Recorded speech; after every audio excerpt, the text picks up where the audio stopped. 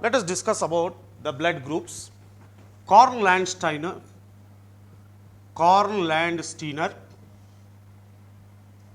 who is honored as the father of blood grouping. Father of blood grouping. He classified the blood into different groups like A, B, and O.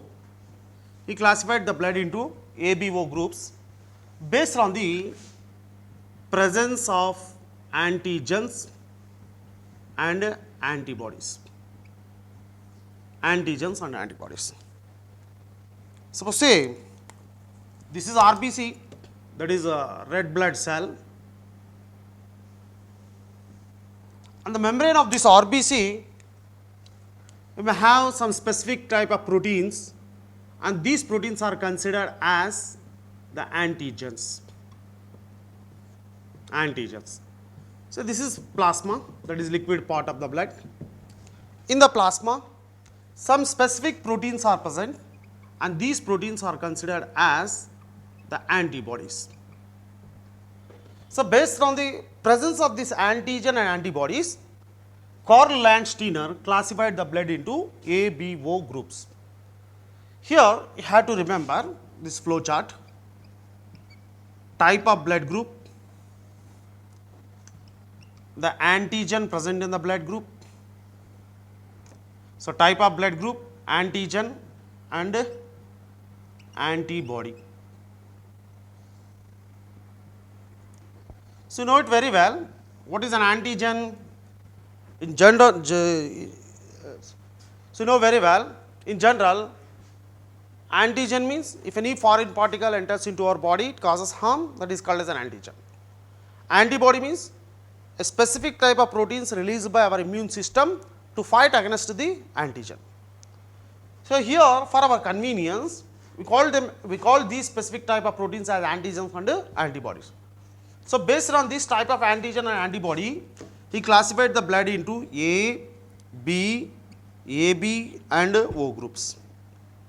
Here A blood group people have the same antigen A. B group people have the antigen B. AB group people have the antigens A and B. Here O group means 0 group, they doesn't have any antigens. Whereas the antibodies are opposite to antigens. Here A group people have the antibody against to B, that is anti-B, and B group people have the antibody against to A, that is anti-A.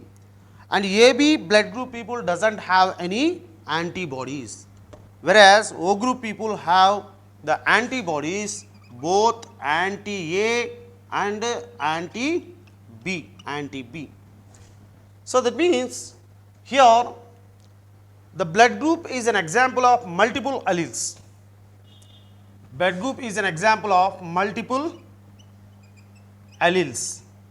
So according to Mendelian inheritance, a pair of genes that we call as allele. A allele or a pair of genes are responsible for a character. But here, so these blood groups are the exceptional cases of deviations from the Mendelian inheritance. So these are the examples of multiple alleles. So this flow chart you have to remember. So this table you have to remember. So type of blood group and its antigen and antibody. A group people have the antigen A, same type of antigens. B group have B antigen. AB group people have antigens A and B. O group doesn't have any antigens. And antibody is opposite here. A group people have the antibody against to B, that is anti-B. B group people have the antibody against to A, that is anti-A, whereas AB group people doesn't have any antibodies. O group people have the antibodies against to both A and B, that is anti-A and anti-B. Here you have to remember this AB group. The AB group is considered as universal acceptor or universal recipient, and O group we call as a universal donor. Why they are called universal acceptor and universal donor? Because the AB group doesn't have any antibodies. So, any type of blood can be transfused to AB people. So, that means it can receive blood from A, B as well as from O. So, AB group is called as a universal acceptor or universal recipient. So, because of the absence of antibodies, it can receive blood from any group, that is why it is called as universal acceptor.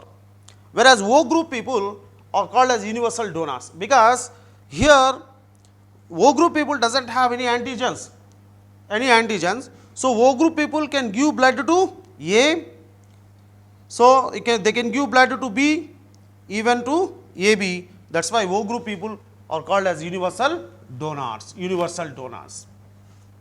Generally during blood transfusion, we will transfuse the RBC, red blood cells. That means we are transfusing the antigens. Here O group people doesn't have any antigens, so there is no agglutination, there is no reaction because of the absence of antigens. That is why O group people can give blood to anybody. That is why O group is considered as universal donor, and AB group doesn't have any antibodies. That is why AB group people are called as a universal acceptors. So, another thing you have to remember, so this is general classification of the blood groups. Generally, if you ask to anybody, what is your blood group?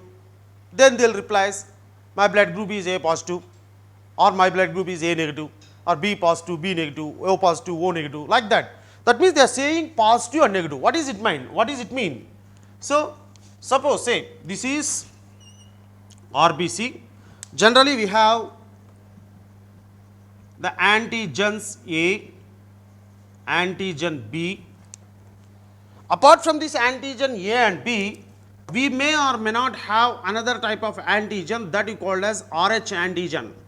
RH antigen. This is called rhesus factor. Rhesus factor means a special type of antigen, a special type of protein have been identified in a monkey called rhesus monkey in Africa.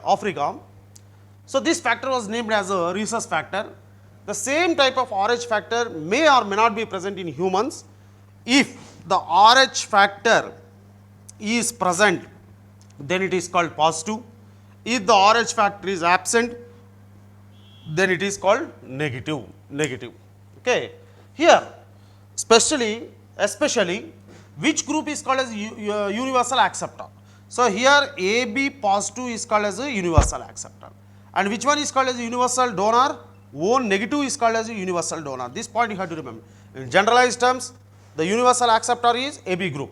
Specifically, AB positive is universal acceptor. Okay. Suppose if you transfuse positive, that is RH positive to RH negative, there may be possibility to develop the antibodies against the RH positive. So, that is why the RH positive people can receive blood from anybody.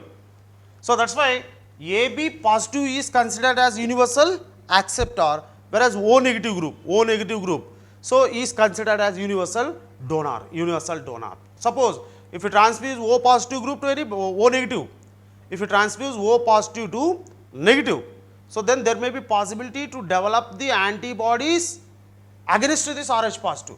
That is why AB positive is considered as universal acceptor and O negative is considered as a universal donor. So, this is blood grouping. So, another one is very important one. Here very important one, you can expect the question here. Simply he will give the question.